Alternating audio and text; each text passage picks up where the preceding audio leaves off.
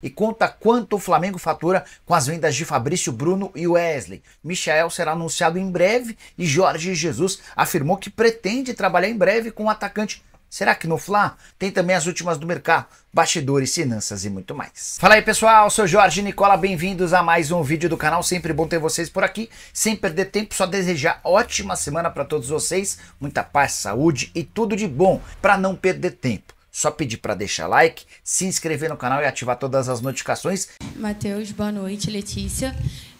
Eu queria que você pudesse explicar um pouco o que você pensou para o time do Flamengo com a entrada do Vitor Hugo na hora da... Não sei se a gente pode falar lesão do Arrascaeta, né? Essas dores musculares que ele apresentou, porque o Vitor Hugo jogou só 15 minutos nos últimos 10 jogos. E no banco você tinha o Lohan, que foi quem talvez tenha feito de melhor forma a substituição do Arrascaeta quando foi necessário. Então, eu queria que você explicasse um pouquinho. Desculpa estar ofegante, que eu estava na zona mista para ouvir também. Antes da resposta específica do contexto todo, de parabenizar o Botafogo pelo grande jogo que fez, ele manteve um nível de atuação, primeiro e segundo tempo, muito regular. Regular que eu digo, não bom, que eu estou falando, ele manteve sempre um alto nível. E no futebol a gente tem que saber olhar para o outro lado e reconhecer. Mesmo tendo toda a dor da derrota, que ela é muito difícil, o Flamengo não pode perder com 4-1. Ele não pode tomar 4 gols. Nós temos consciência disso. Mas tem, ao mesmo lado, que considerar fatores importantes. E quando a gente pega situações específicas, é muito pontual e não é do meu perfil. Quando a equipe perde, ela perde no seu contexto, ela perde no seu conjunto. Se ele tivesse entrado bem, com bons resultados, daqui a pouco a pergunta seria a inversa. O conjunto todo nosso, ele não teve, e principalmente quando foi no segundo tempo, ele foi se desmanchando em termos físicos. Ele foi caindo, e a gente olhava e percebia isso. E a intensidade do Botafogo, ela permaneceu, porque ele tem a qualidade, a verticalidade, um time também de uma estrutura física e com um dia a mais de recuperação. Nesse contexto todo, o jogo. Boa noite, Tite. Boa noite, Matheus. Sidão Marinho da Litoral News. Acho que a grande pergunta que fica numa comparação das duas equipes é se, de fato, o cansaço que o Flamengo vem apresentando é por conta do calendário. O Botafogo ele tem o mesmo calendário até agora, porque estava na Copa do Brasil e até jogou um pouco mais que o Flamengo na temporada e está voando fisicamente dentro do campo. Dá para trazer algo para o torcedor em relação a isso? Porque para o torcedor hoje se perguntar, será que é o calendário mesmo? Ou é a parte física do Flamengo que não está sendo bem trabalhada e o time não rende em campo? Obrigado. Eu vou responder para ti, porque se tu colocar todo o Flamengo, toda a torcida do Flamengo, daqui a pouco tu está sendo um porta-voz de todo, e aí me parece que um pouco demais. Aí tu vai colocar da maioria, de novo vai estar, e eu vou pegar quantos milhões tem o Flamengo? De torcedor. Então vamos... Seguramente eu não tenho os 40 milhões que vão te falar aquilo que é. Então tá, mas é esse todos, e para ti especificamente que está fazendo a pergunta, eu vou te responder. Os aspectos físicos, eles são levados em consideração, sim, mas é o conjunto todo. Inclusive o tático, mudar e estruturar a equipe, sim, ele é de um conjunto da obra, sim, que precisa melhorar ou que precisa recuperar, sim. Mas a diferença das duas? É uma sequência também, não é só esse último jogo, né? Tu está falando de ao 9º jogo, na sequência, tanto nós quanto o Botafogo. O Botafogo já não está na Copa do Brasil mais, né? Eles perderam. A gente seguiu, sim, jogou, mas ele jogou na quarta à noite e nós jogamos quinta à noite. A gente jogou quinta à noite, acabou meia-noite e meia, a gente não teve a noite de sono. A gente aconteceu no início, saiu a Arrascaeta, não? Sim. O Luiz a gente tentou até o início do dia, a gente tentar trazer o Luiz. Então, quando a gente vem falando de cuidar da saúde dos atletas, da sequência, a gente perdeu 4 jogadores que a gente não sabe ainda no Arrascaeta, nos últimos 2 jogos. Então, quando a gente fala, e eu falei isso antes da partida, então, quando a gente fala da sequência do calendário, quando a gente fala que a gente tem que cuidar da saúde dos atletas, aí está mostrando por quê. Não é só o jogo e a sequência que o Botafogo... Aí depois tu tem que analisar as trocas e o que o Botafogo fez em cada jogo. Ele não perdeu para o Juventude? Com o time misto? Então, é muito fácil tu chegar no pontual agora, falar o Botafogo correu mais que o Flamengo hoje, o Flamengo tem dificuldade, mas então olha o inteiro também, olha o todo, Fortaleza hoje... Só ouve agora, tu fizeste uma pergunta, seja educado e entenda o outro lado da contra-argumentação e democraticamente o torcedor veja. Sabe o que aconteceu? Mas ouça um pouquinho, seja educado. Tu fez a pergunta, eu estou te respondendo. Nós estamos. Sabe o que o Nico perguntou para mim, falou para mim? Desculpa, professor, eu não tinha. Eu digo, não tem que pedir desculpa, cara. Não tem que pedir desculpa, se tu não tem condição, não vai. E vou repetir todas as situações que elas foram passadas antes de nós virmos desse jogo, quando nós vencemos. Quantas pessoas do calendário têm colocado? Eu entendo a tua colocação. Eu entendo o torcedor, porque ele está chateado tanto quanto eu. Mas calma, cara. Discernimento para que a gente tenha. Para que tenha compreensão. Senão ela fica assim, ó, ganhou, olha que beleza. E futebol não é assim. E há, sim, a relação de saúde. Os atletas se entregaram pra caramba, cara. Nossa equipe, enquanto a gente pôde, a gente fez frente. Primeiro tempo a gente foi bem na partida.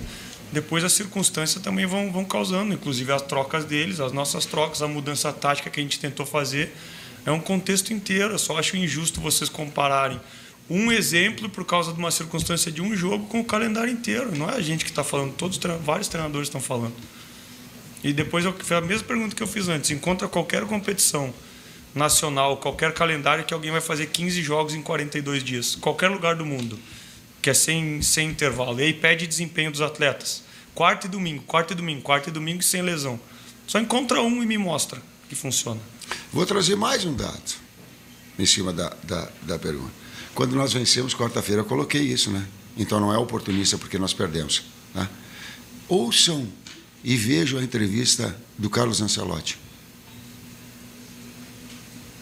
Né? É GE que fez. Ele disse que está programando férias para os atletas em meio de temporada, porque o calendário ele é humanamente, ou ele é impossível. Então não é só, e não é desculpa. Nós estamos chateados, nós perdemos, não podia tomar 4, não quer, é um clássico, dói, estamos tristes, sim, não queríamos trazer para todos, tudo isso é verdade. Mas, gente, um pouquinho de bom senso para ti diretamente, um pouquinho de bom senso, cara. Mais uma aqui. Tite, Raiza Simplício, da Gol Brasil.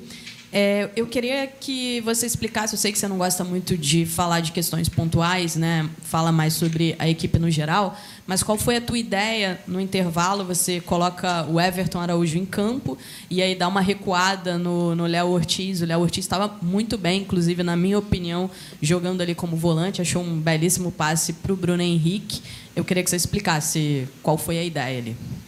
Nós tínhamos que jogar 2 jogos num só, esse e o de quinta-feira. Se eu deixo o Gerson e estouro o Gerson da mesma forma, foi porque nós planejamos isso. Se estoura o Gerson, já que está com a Arrascaeta, nós ficamos com outro jogador e precisava, porque senão não ia ter o Gerson na quinta. Por isso. E quem tem que tomar a decisão é a gente, no intervalo, e não depois, quando deu 4-1 e ver o que aconteceu. Mesma coisa, se a gente tomasse a decisão e tivesse um resultado positivo, provavelmente a tônica seria diferente. Boa noite, Tite. Boa noite, Matheus. Vinícius, canal Vini Rubro Negro. A justificativa da saída do Gerson eu acho muito justa, realmente. Eu entendo esse fato. Mas eu queria que você explicasse a mudança tática que aconteceu naquele momento, porque boa parte do segundo tempo, a partir da entrada do Everton Araújo, o Léo Ortiz jogou mais recuado na zaga. Ele que estava jogando muito bem no meio-campo, acabou criando 2 chances de gol e também é um cara que defensivamente contribui muito. Eu queria que você explicasse também essa mudança tática. Ela teve nas 2, tanto no primeiro tempo quanto no segundo. E foi a mesma mudança tática que fez com que nós vencêssemos o Palmeiras de 2-1 no jogo conjugado de 200 minutos. Então, tu começa a utilizar em função da necessidade de dar saúde, não é... Como é que é? Não é poupar ninguém. Não é poupar ninguém. É de dar saúde, é ter o mínimo de saúde, mesmo correndo o risco de desempenho cair, como foi o caso, porque eu não queria tirar o Gerson, não ia tirar o Gerson. Assim como o Ayrton e o Fabrício. Porque eles vêm de quarta para cá, e aí a sobrecarga nessa sequência, tempo de recuperação, E aí tu perde para... Então, essas 4 substituições, elas foram planejadas lá em função de ter. E volto a dizer isso, hein? Nós estamos tristes, mas eu estou reconhecendo o grande jogo do Botafogo. Eu não quero deixar bem claro isso. Senão ela parece que o futebol só joga de um lado. Não, ele teve um conjunto todo. À esquerda aqui. Boa noite, professor Tite. Boa noite, Matheus. Queria perguntar sobre a questão do gol, né, tomado do Flamengo muito cedo hoje. Né, mais uma vez, uma bola cruzada, aquele lado oposto ali, que tem uma dificuldade, né, de marcação. E a passividade também no homem da bola, né, uma bola descoberta do Marlon Freitas conseguir, né, cruzar. E ali o Matheus Ponte, né, que ataca o espaço ali e faz o gol. Obrigado.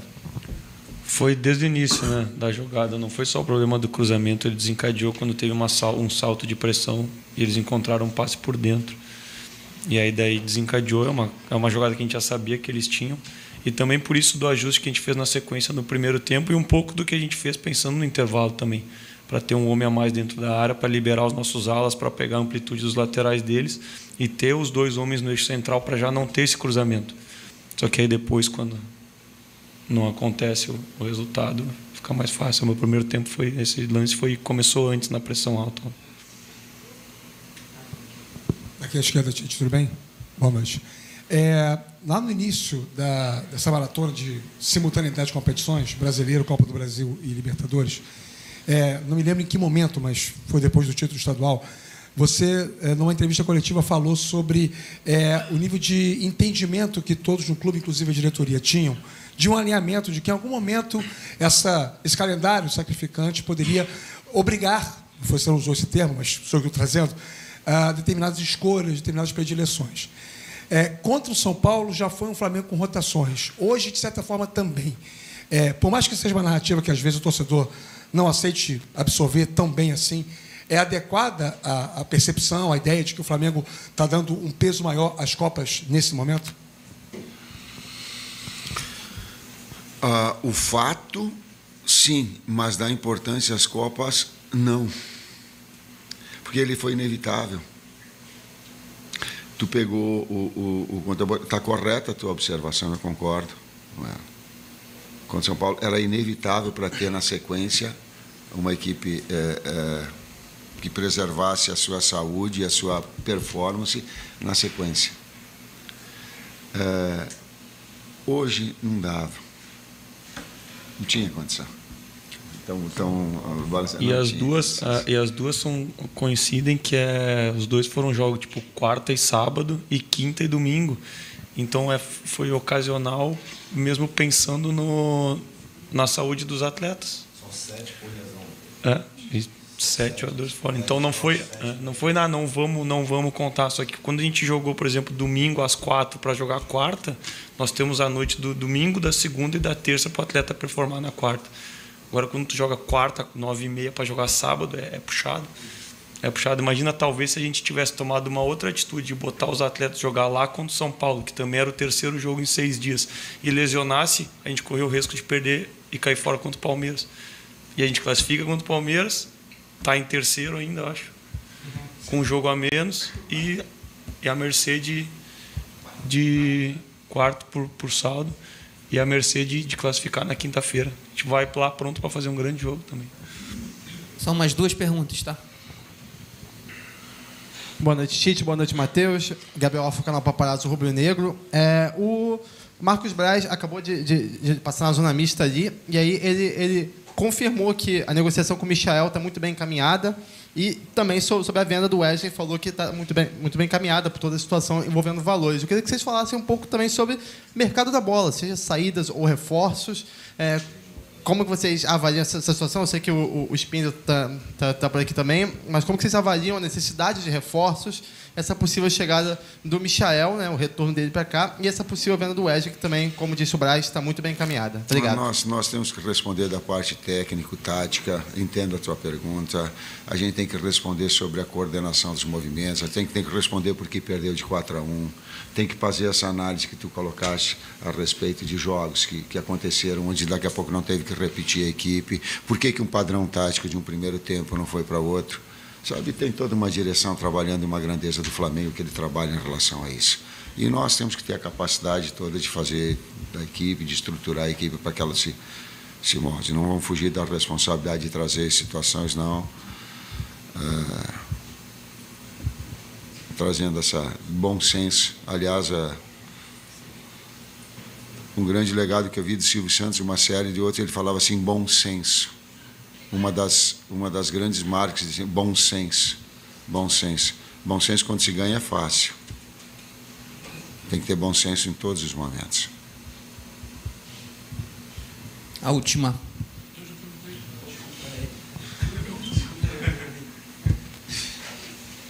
Oi, Tite. Oi, Matheus. David Sharp, do Antenados na Jogada. Então, perfeito. Acho que vale a gente discutir aqui, né, tentar entender as suas escolhas, as escolhas de vocês no segundo tempo. E no momento que entrou o Varela na lateral esquerda, no lugar do Wesley, eu meio que percebi ali que o Flamengo ficaria desequilibrado. Não só porque o Wesley já estava sofrendo ali do lado direito, né? Inclusive o segundo gol do Botafogo foi em cima dele, com o Almada. O Wesley me pareceu um pouco perdido ali.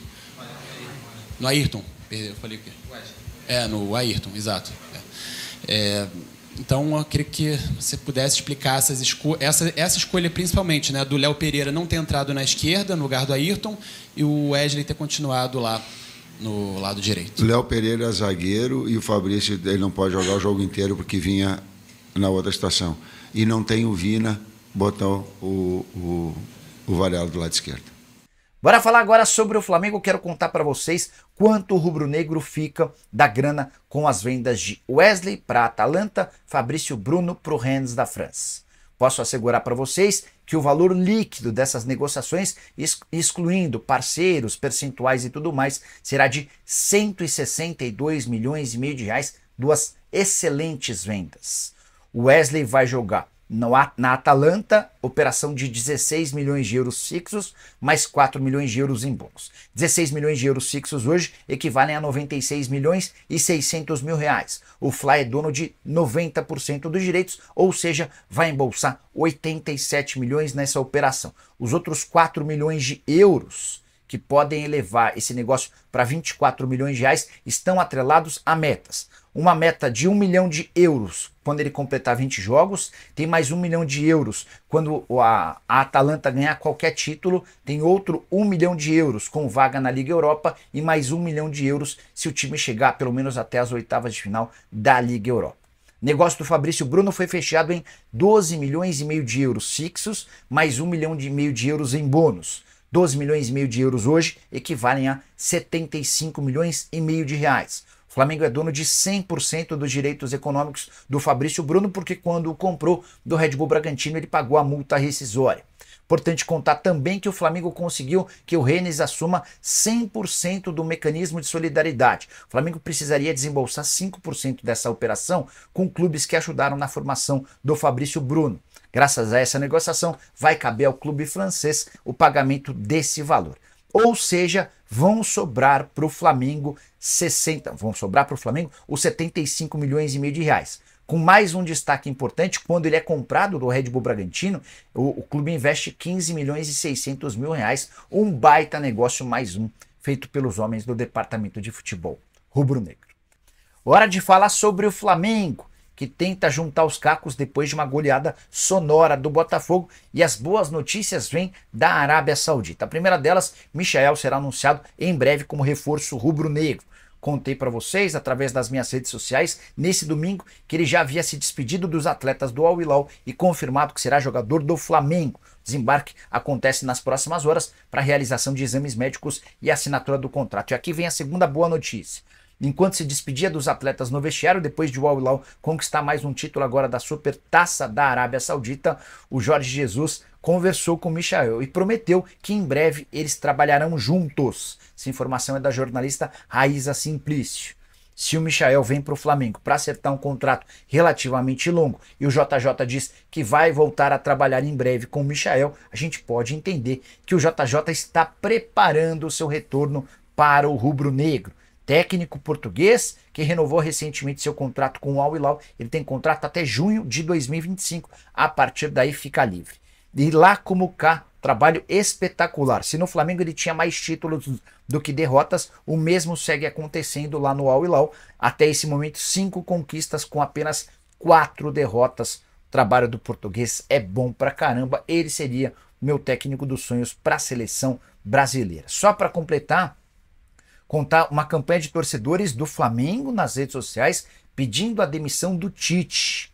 A hashtag Fora Tite foi um dos assuntos mais comentados nas redes sociais nas últimas horas, desde a derrota por 4-1 contra o Botafogo. A diretoria do Fla nem discute tal possibilidade, entende que o clube acaba de eliminar o Palmeiras da Copa do Brasil e tem vantagem de 2-0 contra o Bolívar para a partida da próxima quinta-feira. Com uma lembrança: além de Gabigol e Pedro machucados, o Arrascaeta também saiu contundido do clássico contra o Botafogo e deve ser mais uma ausência importante. Rapaz, a situação do Flamengo tá difícil, mas quem é rubro-negro de verdade sabe que desistir não é uma opção. Tomamos uma pancada do Botafogo, 4-1, que doeu demais. Perder clássico é sempre complicado, ainda mais de goleada, mas a verdade é que o foco agora tem que ser total na Libertadores. E aí que a coisa aperta mais ainda, porque vamos para esse jogo contra o Bolívar com o time todo remendado. Vamos falar a verdade, perder Arrascaeta, Pedro e Gabigol ao mesmo tempo é um pesadelo. Esses caras são a alma do nosso ataque, e ver os 3 fora de combate justo numa fase decisiva é de tirar o sono de qualquer torcedor. Cebolinha e Vina também fora, complicando ainda mais o cenário. É praticamente meio time titular fora, e logo numa partida que decide o futuro do Mengão na Libertadores. A gente sabe que jogar na altitude de La Paz é uma pedreira, só quem já viu sabe o quanto é difícil respirar, quanto mais correr atrás da bola. Mas aí que entra a mística do Flamengo. Já superamos tanta coisa, já calamos tanta gente que duvidou da nossa força, e essa não vai ser diferente. Quando todo mundo pensa que a gente tá no chão, é aí que a gente levanta mais forte. Tite vai ter que puxar um coelho da cartola, reinventar esse time, mas a camisa pesa, e o Flamengo tem história nessa competição. Não é só sobre talento, é sobre raça, é sobre jogar com o coração na ponta da chuteira. A nação sabe que não vai ser fácil, mas também sabe que é nas dificuldades que o Flamengo cresce. A vantagem é nossa, mas ninguém pode se acomodar. O time vai ter que suar sangue, correr por cada centímetro daquele campo, porque a gente sabe que qualquer vacilo pode custar caro. Mas com o apoio da torcida, com a força que vem das arquibancadas, não tem altitude que segure. O manto sagrado é pesado, e quinta-feira é dia de mostrar mais uma vez que o nosso time não desiste nunca. A gente acredita até o fim, porque esse é o Flamengo que a gente conhece, que a gente ama. É na superação que a gente se consagra, e esse é mais um capítulo pra gente escrever na história rubro-negra. Vamos com tudo!